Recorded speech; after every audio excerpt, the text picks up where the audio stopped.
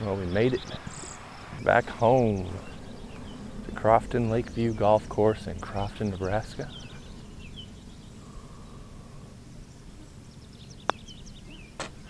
This one is just across the river, down by Gavin's Point Dam.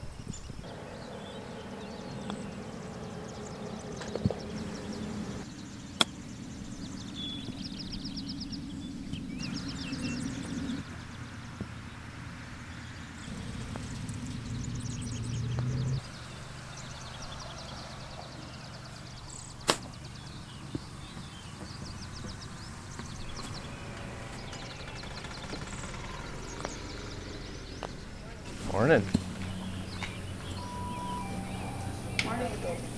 Am I after this group right here? Yeah, you're after the group that's on the tee box. Sounds good, thank you.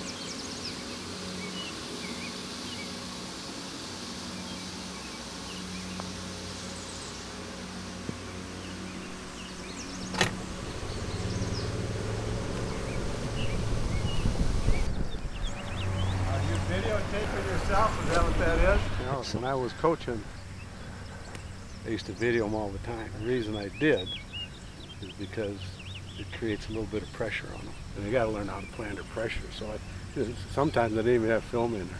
I'm just, you know, everybody's sitting around on the team watching. Okay, everybody's gonna get up and hit a drive. It just puts pressure on kids. So that was my theory of doing the filming and everything. Way outright. Now, what's your name? Jared. Oh, okay. Yeah, my dad. Most people know my dad pretty well. Shit, the whole Whistler family. Oh yeah. 5 starting basketball players at one time. Yeah. Yeah.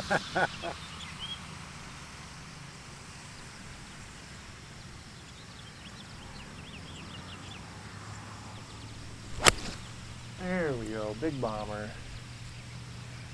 Hopefully it doesn't go through the fairway, but come up the other side. 139 yards, straight on. Ooh, sit, laser beam, sit. Dang.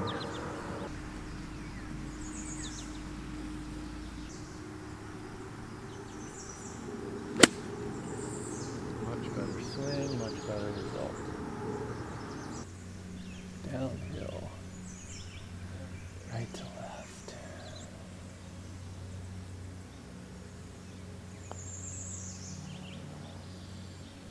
Good turn.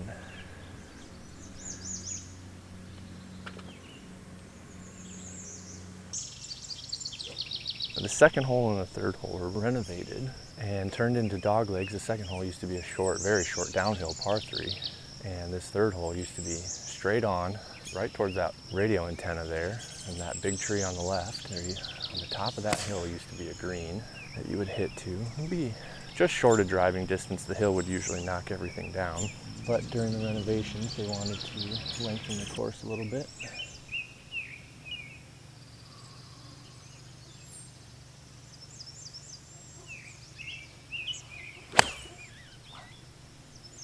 Gonna go left, not coming back right at all.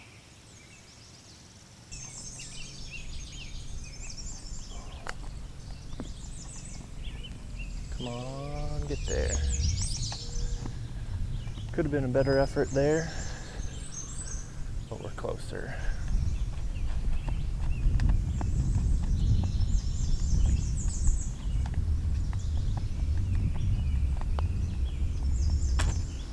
Good one, but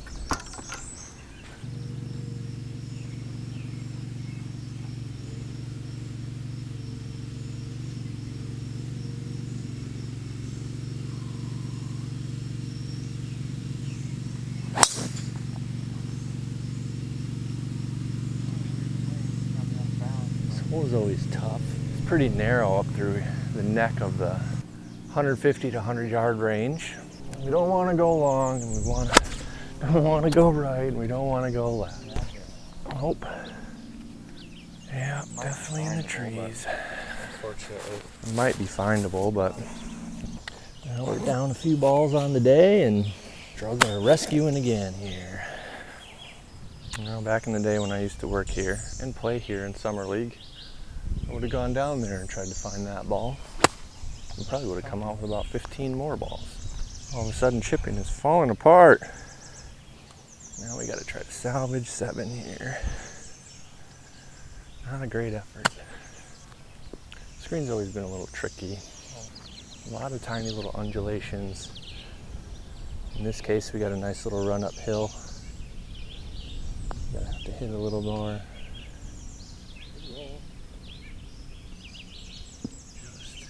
Just off on the aim. That's okay, we're getting there. The magic of this monster 5th hole. Look at that pin buried deep in the back left, back there.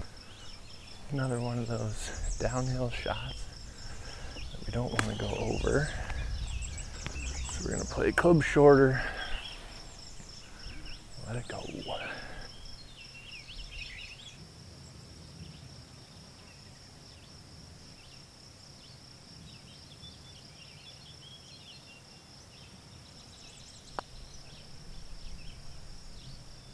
Ooh! Gotta hear that rattle. Oh yeah.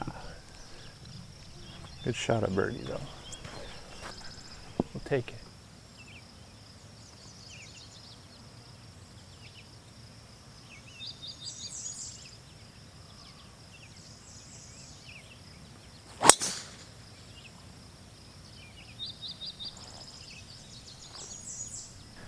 The right side of this hole, if you miss the fairway, it drops and sucks down to the almost out of bounds.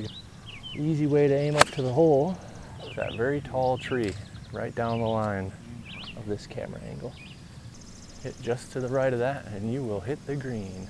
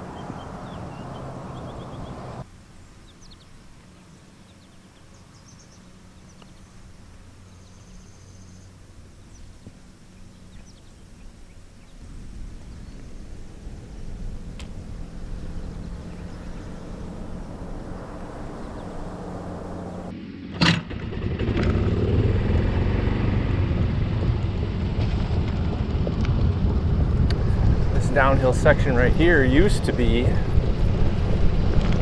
short par 3. There was a lot of par 3s out here, short ones, downhill, uphill. They took this one out of play a few years, used it as a donor green.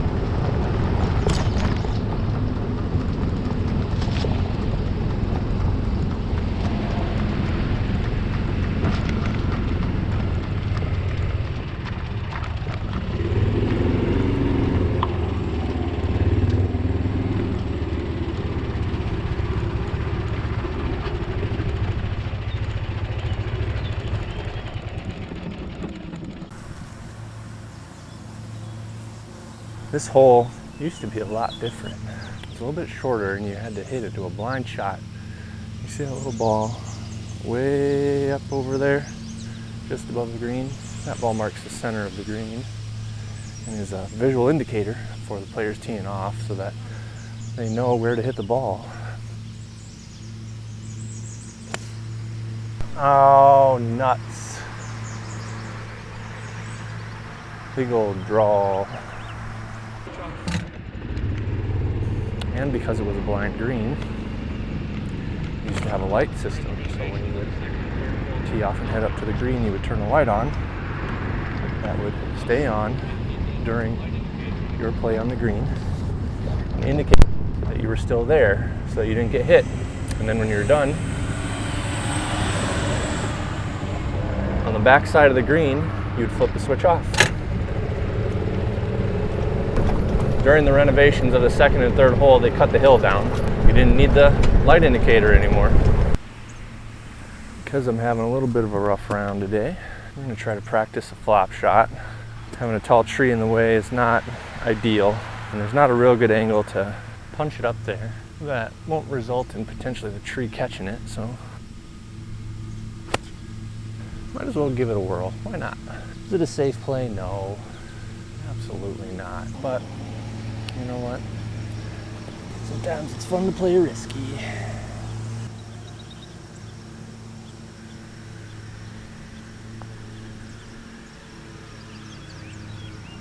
Not a great read. Maybe it was a good read, just didn't play the line very well.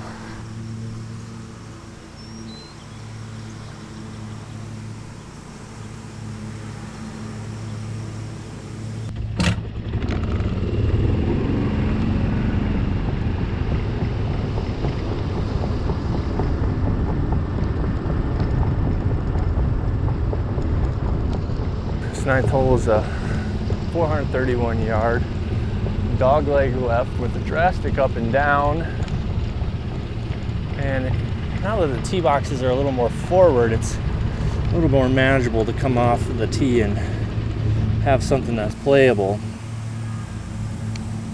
But previously it used to be farther back and to the right, which means you'd have to play around those power poles a lot more. But the fun part about it is step up, bombs away. Well, not quite that bombs away. It's gonna be out of bounds.